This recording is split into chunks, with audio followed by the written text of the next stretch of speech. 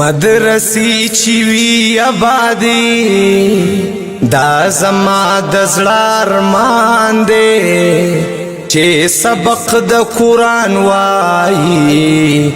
دا بچی ملا کزان دی د خپل قام په بچو مرما د خپل ځان په قربان یم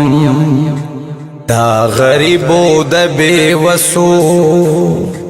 خدمت پزان گنما حالات څنګه دي څنګه چې دای کا ریت څنګه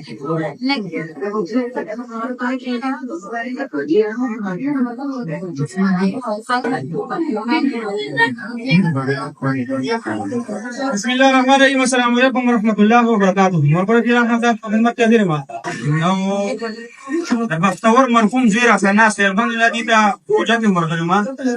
دا یو معصوم دي مور خويندې خو سواد شوي دي بس یو مور او یو زوی په کور کې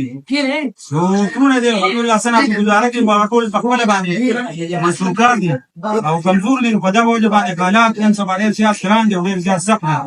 ان شاء الله زموږ کوشش دغه چې داسې خلک سپورټ کوي او زمونږ الحمدلله د دې قرآنونو د دې ختمونو د دغه خلکو هغه برکات او دغه دعاګانې دي چې الحمدلله هر سره زمونږ ته نوې خلک الحمدلله راځي او زمونږ سره امداد شروع کوي فضیلایله زمونږ پروګرامونه ټول ګوري او بل داسې چې زمونږ یو سره زمونږ د ټیم نو یو مرګري په دې روزه کې راځي کړو واګه خپل دا لیکلو دی چې رومان دا به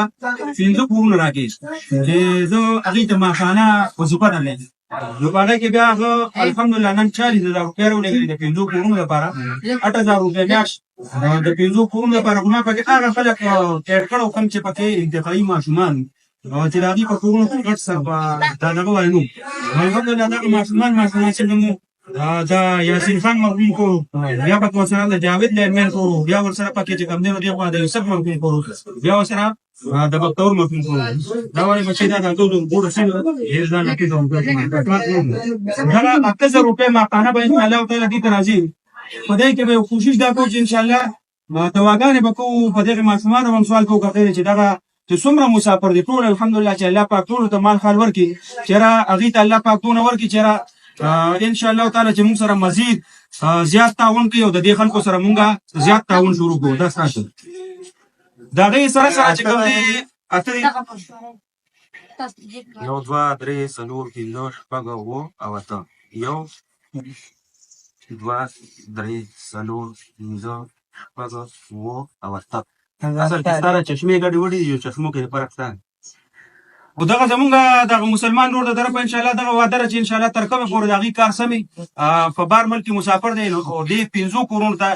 چې کوم ما یاد کړو د یاسین خان مرحوم کور د جاوید لایمن مرحوم کور بیا ورسره د یوسف مرحوم کور بیا ورسره دا یو چې کوم د بختور مرحوم دی مخله خټک ان شاء الله دې ته 2000 روپۍ میاشت راځي او په جمع باندې راته سوالو کې وړول چې څومره مسلمانان زموږ سره امداد کوي الله پاک دې ټول له توفیق ورکړي چې ان شاء الله مزید هغه ته الله پاک دومره توفیق ورکړي چې ډېر تیر وروړي چې په دې کلی کې زمونږ غریب یتیم دي پاتې دي چې څومره غریبانان خلک دي څومره د علاج خلک دي او دا پیسې چې کوم ورته درکو دي نو الله پاک ته ډېر تیر ورکړي چې دې په ځای باندې مونږ ته چې دا پر پیسې کسان چې بیا ته چې په ټول کلی کې څومره یتیمانان دي ان شاء الله هغه پیسې درکو ان شاء الله چې تر کومه پورې د دې استطاعت یو کومه پورې د کار کفیر روان ان شاء الله دا پیسې رواني او الله پاک ته ټول مسلمان باندې خپل رحم او قدر